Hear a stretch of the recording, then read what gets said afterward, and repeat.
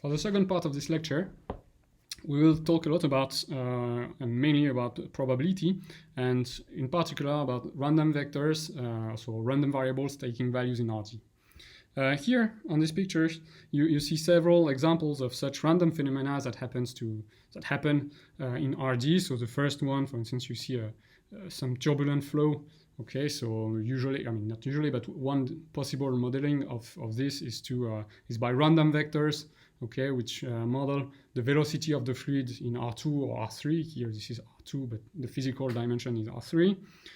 Below you have an example in quantum mechanics with the wave function, and just below here these pictures, they describe the growth of a population, or it can model also models of erosion between two media in physics. Okay, here you have the stochastic PD that is associated to this phenomenon. And okay, you have all sorts of modeling. Here you have a Gaussian free field, which is now linked to some problem of constructing quantum field theories. So you see that there are a lot of, and this is a random distribution, so it's very high dimensional random object. So you have a lot of stochastic descriptions that happen not only in R, but in RD or even infinite dimensional spaces. Okay, so we will focus on RD, so finite dimension. But the kind of question that we have is again the same that we had before with the cumulative distribution function, is that when we want to characterize a probability measure on the whole of RD is quite too big. And what we would like to do is to characterize it on smaller sets. And here is an example of what we do. We can characterize the measure on this pi system here, which is the set of it's made of the set of rectangles that start from -infinity. Okay, so you can check that this set here is indeed a pi system, and that it follows then that P is characterized by these values. Okay, so it suffices to know this function for any x1, x2, etc., xd in R. If you know this function defined by these values, well, it's enough, in some sense, it's enough to know the whole probability measure P, so where P is a measure on RD, it's a probability measure on RD. Okay, again, this is one of the claims that I gave you earlier. It is enough to know a finite measure on a pi system to know it all. So here, F is what we call the cumulative distribution function of P in RD. Okay, very similar to what we did in R. Yeah, just a point on the vocabulary. When I say random vector here, it's just actually random vector is it's just a random variable which takes values in RD. In RD with the Borel sigma algebra of RD. Okay, so it's just a random variable from omega to RD. And when I talk about the expectation of a random vector, okay, provided that each component xk of x is integrable, then the expectation of x, so x is a vector, basically it's an element of RD, well, it's a vector of the expectation of all its components. Okay, so this here is a vector of RD, the expectation. And when we will talk about the covariance, so here this is slightly here that's just for real valued random variables, so it's a reminder of the covariance of x and y. So the covariance of x and y is defined as the expectation of x minus its expectation times y minus its expectation. Okay.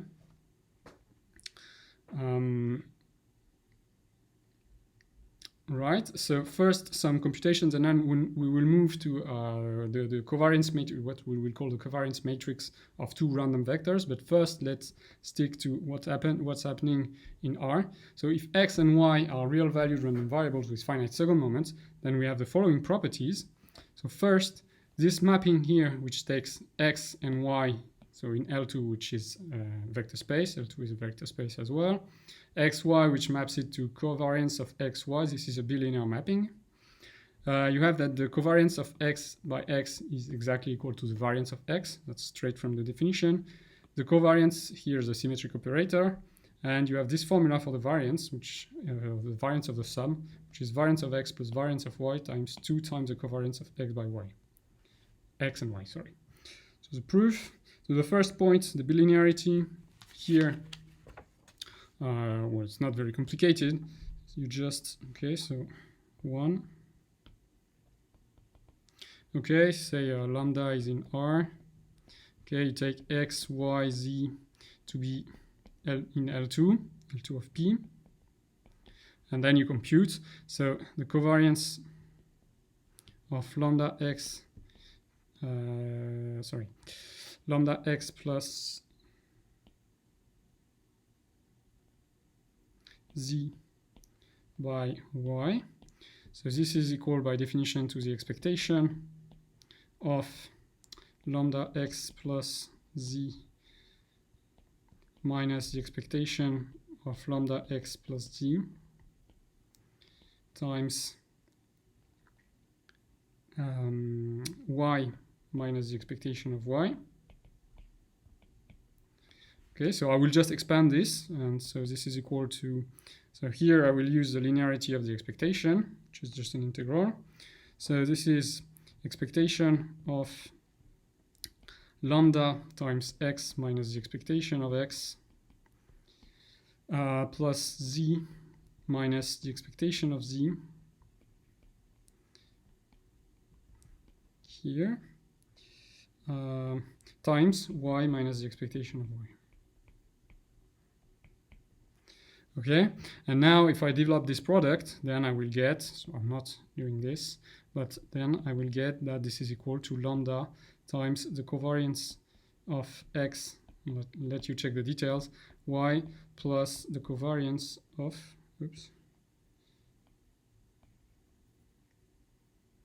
plus the covariance of z by y. Okay, so that's for the first point. The second point is just really by definition. The third point, okay, so it's easy, it's only by definition, almost by definition as well. And the fourth point, okay, which is a small computation here, I leave it to you as an exercise.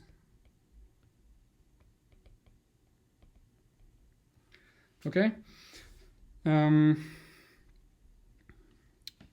Now this is a definition which follows from the definition of the covariance. Maybe you've heard about correlations already, but this is just a reminder. So if sigma of x, so the standard deviation of x is strictly positive and sigma of y is strictly positive as well, then the correlation coefficient of x and y is given by this formula. So this is a way somehow to normalize the covariance between -1 and 1. Okay, and when rho of x, y is equal to 0, we say that x and y are uncorrelated. So we'll see the link between being correlated and being independent. One implies the other, but the converse is not true. Okay, so like I said, now if I want to extend the notion of covariance to vectors, to random vectors, I will introduce what we call a covariance matrix. Okay, the definition is here. So X is a random vector now, and the covariance matrix of X, which I will call, well, like this, for instance, with a capital sigma. Okay, this is a matrix whose entry, so the entry ij, is given by the covariance of xi, xj. So we have the following proposition on the covariance matrix. It is symmetric and positive semi-definite. That means that, so symmetry is quite obvious, okay, it's a symmetric matrix. And the positive semi-definiteness property is the following. So if lambda is any vector in Rd, then lambda times the matrix sigma times the transpose of lambda, so this is equal, if I develop this here, the matrix product is equal to this, where this quantity for any lambda in Rd is non-negative. Okay, so proof, well, for the first point, the symmetry, it's really easy, you will see. So the covariance of xi, xj is, well, actually there's nothing to prove really. It's equal to expectation of xi minus expectation of xi times xj minus the expectation of xj. And here, okay, this is in R, this is in R, so the order of the multiplication really doesn't matter. So this is covariance of xj, xi. Okay, so you have the symmetry. And for the semi-positive definiteness, here it goes. So lambda sigma of lambda transpose is equal to this is equal to the sum for I and j between 1 and d. Okay, I will use the linearity, the fact that the covariance is a bilinear operator to deduce that this is equal to the covariance of lambda I xi times lambda j xj. Okay, and once I've said this, well, you will see it's rather straightforward. So I will expand this. So this is the sum over ij, okay, of the expectation of lambda xi minus the expectation of lambda ixi times lambda jxj minus the expectation of lambda jxj. Okay. Oops. Okay, and now what I can check is that this, so I can put the expectation by linearity outside, put the sum inside. Okay, so I'm not writing this all over again, but okay, here this is with respect to I, here with respect to j. Okay, and here's this sum. Okay, you have a sum over I and j of a, if you want, you call this ai, and this you call this aj. Well, the sum over I and j of ai aj, this is precisely equal to the sum over I from 1 to d of lambda I xi minus the expectation of lambda I xi squared. Okay, it's easier if you prefer. You start from here, you expand this. Oops, sorry, square is outside. Okay, you expand this here, this square, and you will find that this is a double sum, which is exactly written like that. Okay, and of course here this is a non-negative, this is a square, so this is non-negative, so all this is non-negative. Okay, so now we will talk about densities in RD. So I just want to remind you of something. We'll say that x in RD, so a random variable x in RD admits a density if, so that means that there exists a function f in L1 of RD, so measurable and integrable, such that, so f has to be non-negative. I also want the integral of f with respect to the Lebesgue measure to be equals to 1. And finally, I want that for all a, the ball sets a of RD, the law of x evaluated at a is equal to the integral over RD of the indicator function of a of x, if you like, f of x lambda of dx. Okay, this is enough to characterize the density.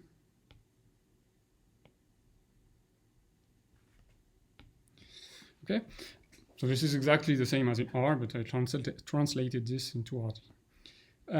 We have the following result. So this result is not so important in itself, but the way that we derive it is because it uses two important ingredients that I will detail.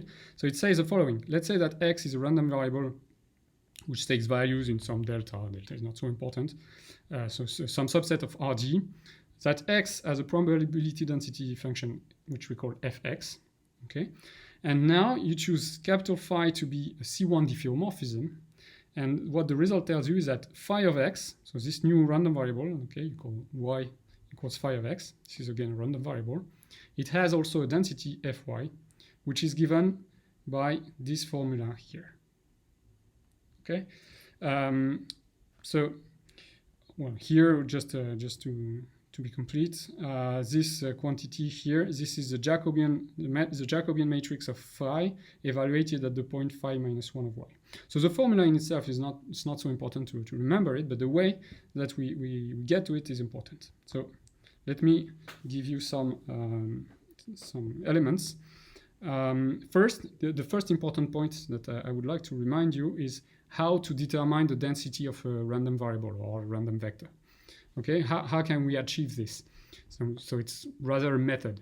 Okay, so I remind you, this is theorem 6.2.7, I guess.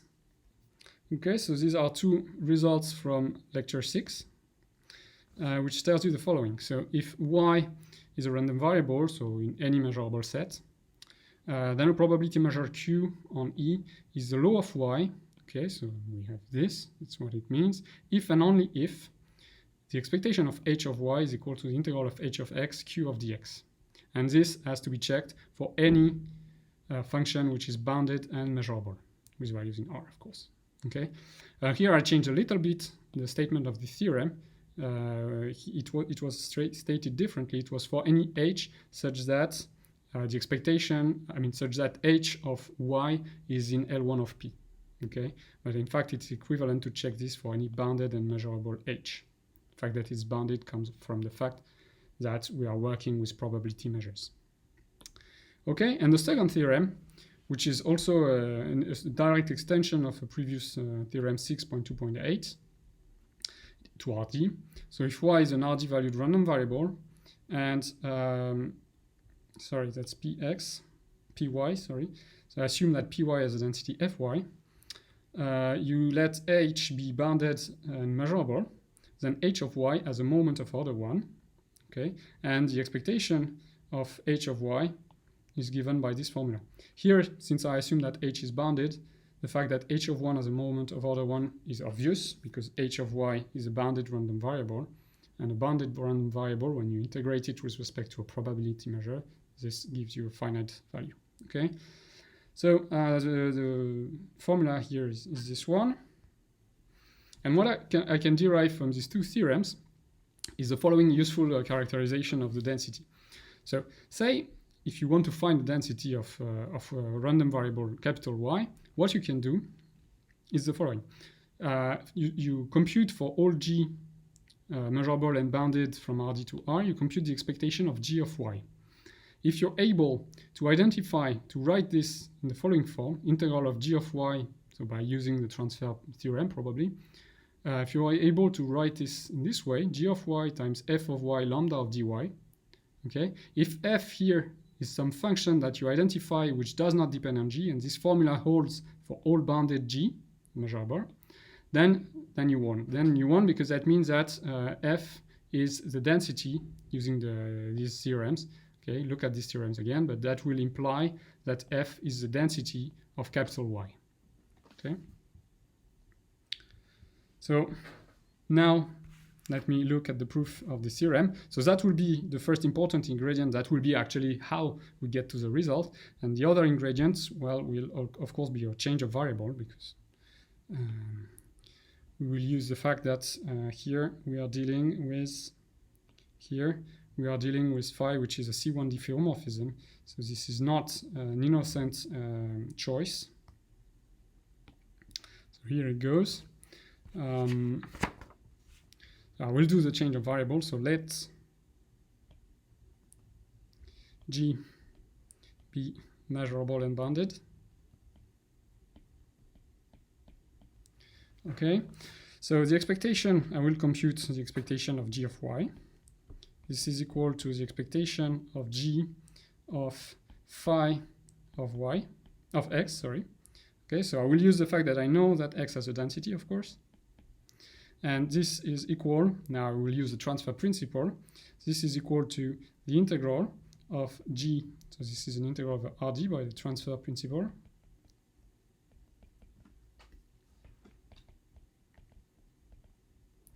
G of phi of X times the density of X, phi X of X, lambda of dx. Okay? So you see, I'm not quite, I have an integral over RD just like here, but this does not look good yet, because what I would like is g of x or y. X and y here are just dummy variables, but you see, I would like to replace this. I would like to remove this capital phi from here, okay? Just to have g of x times whatever this is that will be left, but this is not the form that I want. So here I will do a change of variable. So my change of variable, I will call it capital T. So let T, and what is it actually? It's phi minus 1 of x. So phi is a C1, by assumption it's a C1 diffeomorphism. So phi minus 1 is also a C1 diffeomorphism, so T is a C1 diffeomorphism.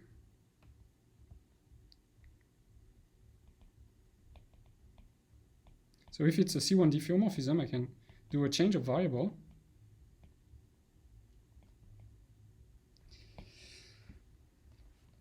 So I will do it like this. So first, yeah, sorry, I need to check that g of phi, so it's capital phi, okay, times the density fx is integrable in RD for the Lebesgue measure.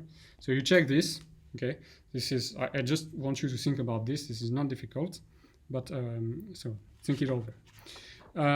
So now I will apply the change of variable formula.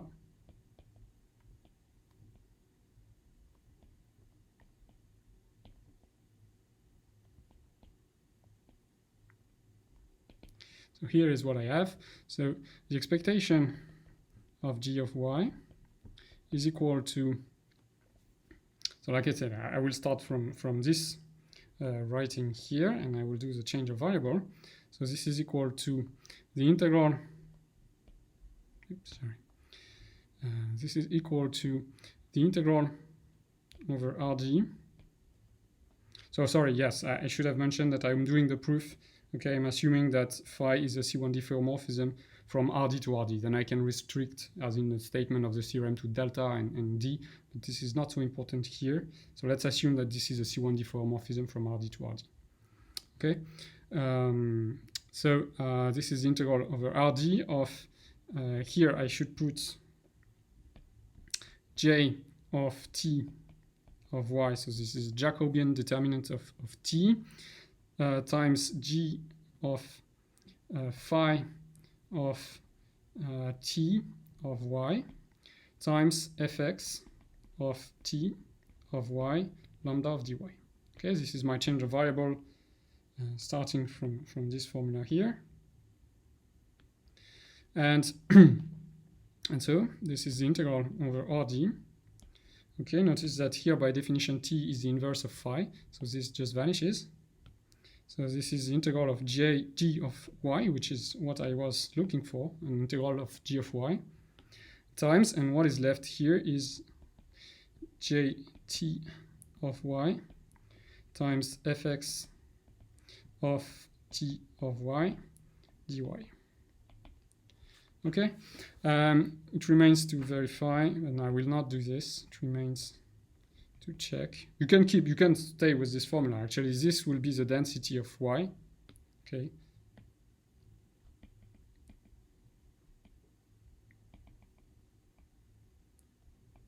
Okay. You could stop here. You can also, if you want to be to follow completely the expression that is given in the theorem, it remains to verify that the determinant here, okay, is equal to 1 over the determinant of j phi, okay, because this is not quite explicit because it depends on phi minus 1. So if you want to make it depend on phi, this is j phi of phi minus 1 of y. Okay, but if you're comfortable with this, you can stop and keep this as the density of y. So you see, it's just using properly this fact here, and then a change of variable, and you get the density of y. So let's talk a little bit about marginal laws, and then we will move to cumulative, some characterizations of independence. So what we call a marginal law is the following. So let's say you have a random vector. You take a sub-vector, so you take some sub-indexes in the set 1, 2, etc. to D, some sub-indexes I1 to Ik for k smaller than D. So it's called the marginal law of the probability measure Px. Okay, so law of this vector is called the marginal law. So you have a lot of marginal laws of Px. Okay, so in particular, if you choose just one index k, then Pxk is the marginal law of Px. Right. So what we have is the following. First proposition. So if you have the so remember that we will denote by fx the cumulative distribution function of the vector x. For an ek between 1 and d, the CDF of this partial law, this marginal law, is given by this formula. So f of this subvector here, okay, this subvector is valued in rk with k smaller than d. So it's the limit as the marginals xk plus 1 to xd, when you let them go to infinity, is the limit of the CDF of x for these last variables of the vector that goes to infinity. Okay, so with some notation you could write it this way, so that's the CDF of x at x1, x2, etc. up to xk, and then plus infinity everywhere in the remainder. So of course this does not have to be the first k components of the vector x. You can interpret, I mean, you can choose x1, x3, x10, etc., and you will get the same formula by putting plus infinity where it's suited. Okay, so as a side remark also, what you get is that, for instance, f x I, for any I in 1D of x, is equal to the limit as all xj goes to infinity, okay, with j different from I, of f of fx, sorry, of say x1, x2, etc. So here at some point you have x that is not going to infinity, okay, and xj, etc., xd. Okay, so if you want, you can compute from the whole CDF, you can compute the CDF of any marginal law. So the proof of this result is a bit straightforward, so it goes like this. So you fix the component that you don't want to touch, so let x1 to xk in rk, and for each j in k plus 1 to d, so you'll define a sequence x n j, okay, so it's a sequence in R, such that x n j converges as n goes to infinity, this converges to plus infinity. Okay, so you fix such sequences, you define the event en to be equal to x1 smaller than small x1, etc., until capital Xk smaller than small xk, and then xk plus 1 smaller than x, so this time you call it k plus 1 n, etc., up to xd smaller than xnd. Okay, so this is an event because okay, this is x1, and I mean the vector here is a random variable, so this is a simple event en, and for any n, what we observe is that en is included en plus 1, and the union of all these sets is actually equal to the event x1 smaller than small x1, x2 smaller than small x2, etc., up to xk smaller than small xk. So you see what we are doing. We are constructing a non-decreasing sequence of sets. Okay, the limit is this one, and now I can take the probability on both sides. Okay, this means that well, the limit, okay, by now a well-known theorem that we've proven before, the limit of P of En is equal to P of the union of the En okay, which is equal to, well, it will be the CDF of x1 to xk of x1, x2, etc. up to xk. Okay, so and here, this is the limit, and this is the limit as x k plus 1 goes to infinity, xk plus 2, etc. goes to infinity, xd goes to infinity of fx of x1, x2, etc. up to xk, and then xk plus 1, this one goes to infinity, etc. xd, which goes to infinity. Okay, so this proves our result.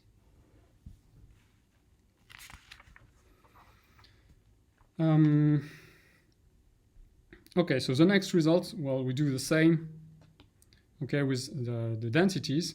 So if you want, if x, the vector x has a density, then any of its subvector has a density as well, and the formula is given by this. So if you want the formula of the vector x1 to xk at points x1 to xk, small x1 to small xk, then you have to what you need to do is integrate with respect to the last k plus 1, k plus 2, etc. to xd coordinates. Okay, here you integrate with respect to the last coordinates. So the proof is important again because it uses the characterization of the densities that I mentioned earlier in the change of variable formula. So I'll give you here quite quickly, but still. By definition of the density of x, we have this. So that's the CDF. You can write it this way, and by the transfer principle, this is equal to this integral here. Okay, so here y1 to yd are the components. Okay, it means that y, a vector in Rg, is equal as y1 to yd. Okay, so that's using the transfer principle here and the fact that fx is the density of capital X. Okay, so now by Fubini-Tornelli theorem, here everything is positive, non-negative. That's non-negative. That's an indicator function, so that's non-negative. So you can split the integral over Rd into integrals over R. You get this formula, and all variables are separated except in fx. Okay, so you have this formula now, and this integral, the fact that we integrate for y1 smaller than x1, that means that with respect to this variable, we integrate from minus infinity to x1. So that stands here. Now that I have this formula here, I will use the previous proposition because I know that the partial marginal, the partial CDF here of the vector x1 to xk is given by the limit of this object when I let xk plus 1 to xd go to infinity. So in fact, I will let xk plus 1 to xd in this formula go to infinity, okay, in the integral here. And how do I do that? And I know that this will correspond to this formula. So I just need to let it go to infinity inside this integral. And why is it legit to do so? Well, because by the monotone convergence theorem, okay? If I let, say, xk plus 1 go to infinity, okay, the function which takes xk plus 1 and maps it to the integral over R of the indicator function of minus infinity to xk plus 1 of yk plus 1 f of blah blah blah lambda of d yk plus 1. This is a the kernel. What we are integrating is non-decreasing, so by the monotone convergence theorem, it converges, and it converges to what? It converges to, so it's just the indicator function inside the integral, which converges to 1.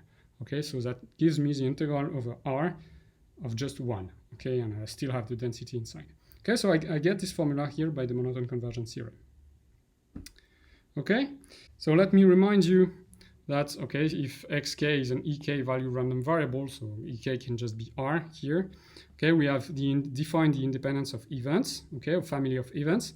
And we have defined also the independence of random variables just like that. Okay, so I will give you a simpler okay, definition of independence of random variables. Okay, in fact, we can simplify. We do not have to test against all subfamily J of 1 to n. Actually, what we have is this. Okay, x1 to xn are independent if for any measurable sets in E1 to En, the probability that of the intersection of these events is equal to the product of the probabilities. Okay, and why is it enough I mean, it's clear that this definition here for all subsets of 1 to n implies this one, because here it seems that you're only doing it for the whole set 1 to n. So it's clear that this here property implies this one. So I'll let you think about, and you can ask me later if you'd like, I'll let you think about why it is enough to assume this property, or at least why this property is equivalent to this one. Okay, so this is a characterization of independence of random variables. And there is another definition which involves independent sub-sigma algebras. So we say that sigma algebras are independent. Okay, so let F1 to Fn be sub-sigma algebras of calligraphic F. And we say that they are independent if for any events in F1 and A1 in F1 and any events An in Fn, the probability of the intersection is equal to the product of the probabilities. Okay, so that's for the independence of sigma algebras. And equivalently to the characterization 2 that we had here, we had this for random variables. We say that they are independent if the sub-sigma algebras, okay, that are given by the pre-image of x1 of the sigma algebra calligraphic E1 to xn minus 1 of En. Okay, remember that x1 takes values in ek, xk takes values in ek with sigma algebra calligraphic ek. Okay, so calligraphic E1 can be the Borel sigma algebra of R. So x1 minus 1 of this and all such sigma algebra defined by x1 minus 1 and xn minus 1 are independent in this sense. Okay, so again, this is an exercise for you to check that this is equivalent to this property here. Okay, so that's also a reminder that if x and y are two random variables which takes values in E1 times E2, then x and y are independent if and only if the law of the vector is equal to the product measure px times py. Okay, that's something that we've proven previously. Now I will focus on rather on this theorem, which is the last theorem that I will prove. Okay, which state the following. So it only focuses on two random variables, but we have an extensive characterization of their independence as follows. So the random variable x and y are equivalent, independent if and only if any of these conditions 1, 2, or 3 is satisfied. They are all equivalent. So the first one tells you that p of x in A and y in B is equal to p of x in A times p of y in B. So this shouldn't come as a surprise because this is equivalent to this, right? And for any bounded, so it's equivalent also to saying that for any bounded and measurable function f from E1 to R and g from E2 to R, the expectation of f of x times g of y is equal to the expectation of f of x times the expectation of g of y. Okay, and again, this is equivalent to saying that for any bounded measurable function f from E1 to R and g from E2 to R, f of x, the random variable f of x, and the random variable g of y are independent. Okay, so we will prove this now. The first thing is to observe that the characterization 1 here is equivalent to the definition of independence of random variables. Okay, so first observe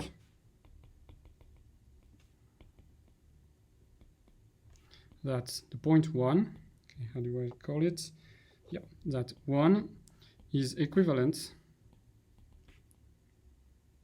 to the definition of independence of random variables. Okay, so now I will prove that 1 implies 2. So for this, I will do this by approximation. So the first step is for indicator functions. So let A be in E1. So E1 is the sigma algebra in which x takes values, and B in E2. And I will compute the expectation of 1a of x times 1b of y. Okay, and my goal here, okay, you see the point. I want to prove I want to approximate f and g by simple function, and then I will take this to the limit. So I'm looking at what this equality here means for simple functions, and you will see the miracle here. Well, this, okay, is actually equal to, so if you look at what this is here, that's the probability that x is in A and y is in B, okay? Okay, by definition, okay, this is, if you prefer, you can write this way. That's the indicator function of x in A and y in B. Okay, so this is equal to this quantity here. Right, so it's clear. So if I write it this way, it's clear that this quantity here, by definition of the expectation, this is the probability that x is in A and y is in B. This is the very definition of the expectation. Okay, so what does it mean? By assumption, this probability is equal to P of x in A times P of y in B. Okay, which I can rewrite again as the expectation of 1x in A times the expectation of 1 y in B. Okay, or if you prefer, this is the expectation of the indicator function of A of x times the expectation of the indicator function of B of y. Right? So I have verified this equality for indicator functions. Okay? And now what I say is that by linearity, so here, if you're not convinced, you can do the computations, really. I'm skipping this part, but you can do the computations. So by linearity, the expectation of, let's say, so for simple functions, by linearity, this equality also holds for all simple non-negative functions. Okay, and then it holds for all non-negative measurable functions by taking the supremum. Okay, by taking limits, say. Right, and then the last step is, okay, then it holds for all bounded measurable functions. Okay, as usual, if h is a bounded measurable function, you write it as h plus minus h minus. Okay, you know that the equality holds for h plus, it holds for h minus, so by difference, this holds for h. Okay. Right, so that's 1 implies 2, and now 2 implies 3. We'll see how this goes. Okay, so this time I will start from 2 functions, so f and g. Okay, sorry, it's not the same space, so let f from E1 to R and g from E2 to R, so which are bounded and measurable. Okay, bounded and measurable functions. Then A, B in B of R. For A, B in B of R, the indicator function, so recall what we need to prove, right? We need to prove that f of x and g of y are independent. So I will, I'm using only this thing here. Okay, so bounded measurable function, yes. Then for A and B in B of R, I will consider the function 1a of f and 1b of g. Okay, so this is well defined because f and g takes values in R.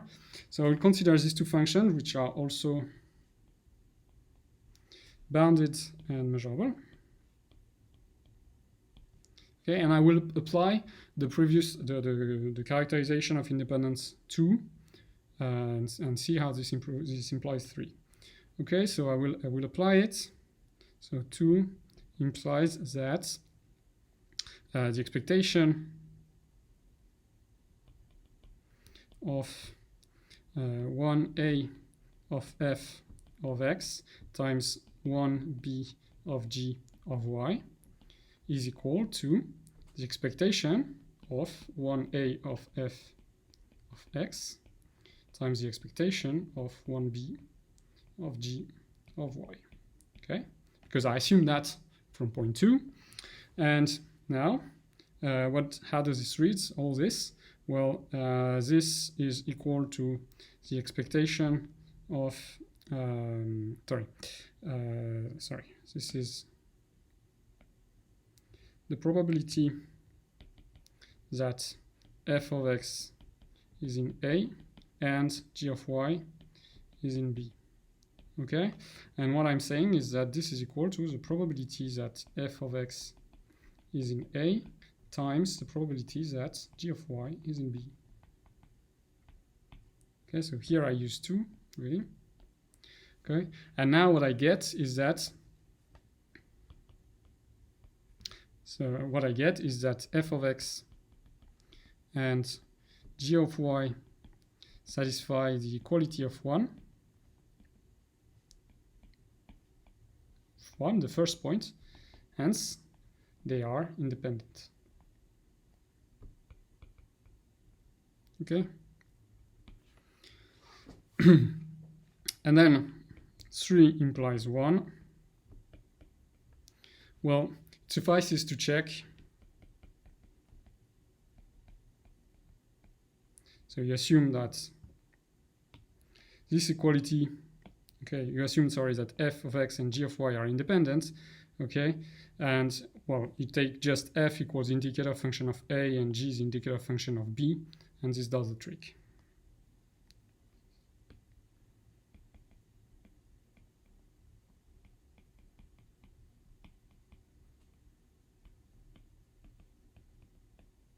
Okay, both functions are bounded, of course, and measurable. So you'll get that 3 implies 1. Okay, so that's it for this proof. And then we have other characterizations of independence that I will not prove here because I rely again on one of the previous claims that I made that I never proved using pi systems and so on. So the characterization, which are still quite practical, I will not prove them, but they are quite important to remember, that x and y are independent if and only if their CDF satisfy the following. So the CDF of the vector of the couple is equal to the product of the CDFs. So it's quite easy to remember. And if the vector has a density, so another way to say it is that it's absolutely continuous with respect to the Lebesgue measure. Okay, so if it has density in R2, then the random variable, so first what's interesting then, okay, is that, but you know that from one of the previous results, that x, so the marginal x has a density that we call fx, and y has a density that we call fy. Okay, it suffices to assume that the couple has a density. Okay, and so there is independence between x and y if and only if the density of the joint of the vector is equal to the product of the densities. Okay, and it has to hold only lambda almost everywhere. Okay, so like I said, I will skip this proof. You can try it for yourself, but it involves pi systems. Okay, and this is a reminder from the previous lecture and also an opening towards the next lecture where we will talk extensively about the Fourier transform. So remember what we said about the characteristic function last time. So it was defined like this.